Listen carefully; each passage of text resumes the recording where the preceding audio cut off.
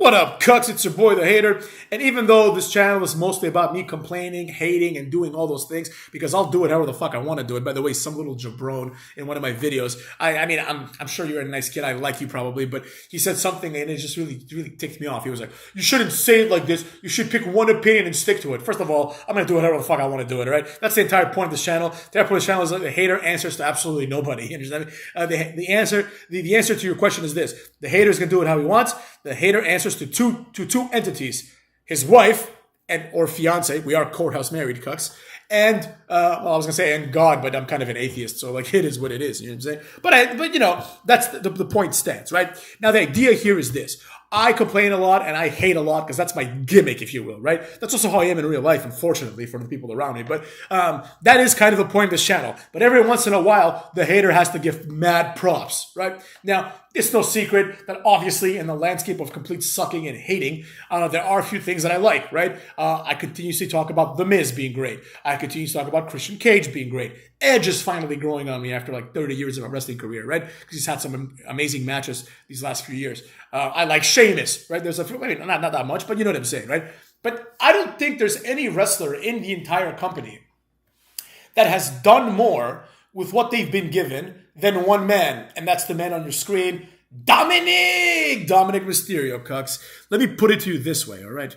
Dominic Mysterio, everybody knew as soon as he was signed and announced, everyone booed in displeasure because everybody thought, Nepo baby, nepotism, right? He's only there because of his father. Of course, nobody would ever deny that, right?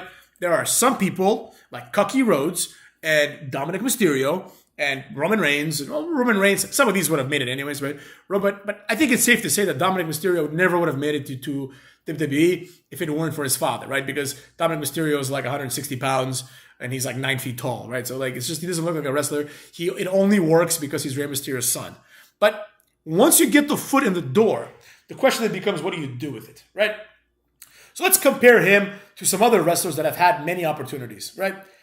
How about Lance Archer from AEW? They put him with Jake the Snake Roberts, and then he leaves for like 8 months and wrestles in like All Japan Wrestling or wherever the hell he goes for 8 months, right? Then he comes back in a battle royal, doesn't do anything. He has a weird haircut and he's just kind of lame. You know what I mean? Like he could have been a star, right? Because he has some potential, but it didn't work out, right? That's one of the Haters' new things. It didn't work out. But guess what, cucks? With Dominic Mysterio, it worked out. Let's compare Dominic, right, to another Nepo baby, The Rock's daughter, right? The Rock's daughter is not on the level of Dominic Mysterio. She's not as charismatic, not even close, right? Dominic Mysterio is crazy charismatic, if you ask me. She's not as charismatic as him. She's not as interesting as him. She's not as over as him. And obviously, she's not as athletic or as good of a wrestler as him, right? So she's inferior to him in every possible metric. Now, that being said, we all thought, and the Hater will admit, we all thought that Dominic was going to fail completely, right? We all thought that his career is going to be this. He's going to be paired up with Rey Mysterio infinitely, right? Until Rey Mysterio decides to retire, and then after that, he's going to flounder around. He's going to have like a Brock Anderson in AEW type of role where you never see him, and then that's going to be it. But now, that's not what happened, cucks. Now, I'm not saying that him joining the Judgment Day was this huge catalyst, right? Because I think he makes the Judgment Day. I think he would have done it if he joined anything or if he started his own thing, right? But the facts are the facts. At the end of the day, Rey Mysterio is nearly 50. He might even be 50, right? And he's going to be gone soon, right? I mean, I think he's still got a few good years in him, but he's going to phase himself out sooner rather than later, right? He's not going to be around forever because at the end of the day, like, what's the point, right? He's made probably crazy amounts of money, and I don't think he needs the money that much. So it is what it is. I'm sure he wants to like settle down, right? I feel like at this point, he's just hanging around to like be with his son. But the truth is, they're on different shows, motherfucks. They're on different shows as far as I know, or at least they were. I'm not even sure who's on what show anymore. But the point is that once Rey Mysterio goes away, Dominic Mysterio is still going to stick around. And you want to know why? Because he gets it.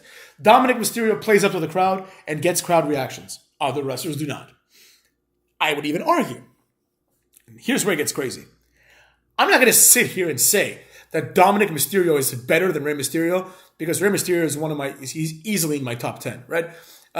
Very few people are better than Rey Mysterio. Like, I wouldn't even put Undertaker in my top 10. Like, I think Rey Mysterio is better than Undertaker, right? I think Rey Mysterio is better than Benoit for sure, right? Like, I think he's like right there with like Kurt Angle, Shawn Michaels, like the ones that I really like. Jericho, Christian Cage, and maybe a few others here and there, right? But the truth is, Rey Mysterio, what he brings to the table is his athleticism, which is unparalleled, right? Like Rey Mysterio was doing things that people don't do today, and he was doing them at a time when nobody had ever seen these things, right? That and he brings like the lucha element, right? Because he makes luchadors relevant by being good, and also he brings in like the very very small wrestler, perpetual underdog element.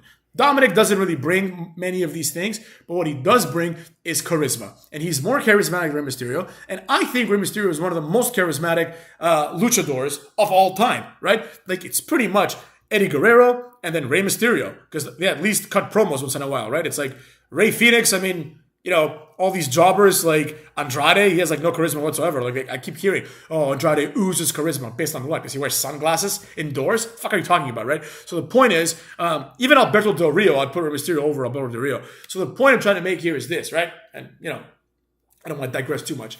But Dominic Mysterio has earned his keep, right?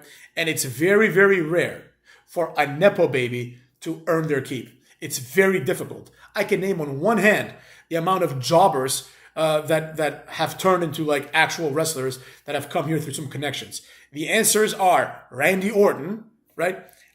I have to put Cody Rhodes there, right? Because, he is getting over, and Goldust as well. I like Goldust. I think he's better than Cody, right? It's basically those three, right? Dominic Mysterio, and if you want to count, Shane and Stephanie McMahon, right? But I don't really count them. They're a different level of nepotism, right? But they've definitely earned their keep. Like, there's no doubt about it. Stephanie is like awesome on the mic. Shane is awesome on the mic and does crazy things. Well, he's not awesome on the mic, but he does crazy things. And he's decent on the mic, right? But it's pretty much that. Everybody else is a jobber, right? I'm sure I'm missing someone here and there, but I don't think I am, right? I can't think of anybody else like William Regal's kid, he's not going to be as good as William Regal, right? But Dominic Mysterio has a chance. I will concede. It is a small chance, but he has a chance to overcome and overshadow Rey Mysterio. Now, think about what that would mean. This is not the same level as Cody Rhodes outshining Dusty Rhodes, who's just a name that people talk about because they want to pretend he was good. Like, nobody that's listening to this video has ever seen a Dusty Rhodes match, probably. And if you have, it was like back when it was like black and white TV. You know what I'm saying? Like, chances are nobody gives a damn about Dusty Rhodes. It's just the mystique grows with him. It's kind of like Haku. Remember Haku or Meng from WWE and WCW? Like, oh, Meng is the toughest man on earth. No, he isn't. You know what I'm saying? This is just, there's a mystique behind him. I'm not saying he's not a tough guy. Obviously, he's a tough guy. Nobody would be saying these things if he weren't, right? But it's more of a work than it is a reality. Oh, Meng did this, Meng did that. Meng would beat up Brock Lesnar. No, he wouldn't. Anybody that thinks that is insane. No, Brock Lesnar would murder Meng and the entire Samoan family. Like, if he fought them one after the other, like, he would destroy like Jimmy Uso and Jey Uso in like 3 seconds, right? Roman Reigns would probably take 4 seconds. Sol Sikoa would also probably take 3 seconds.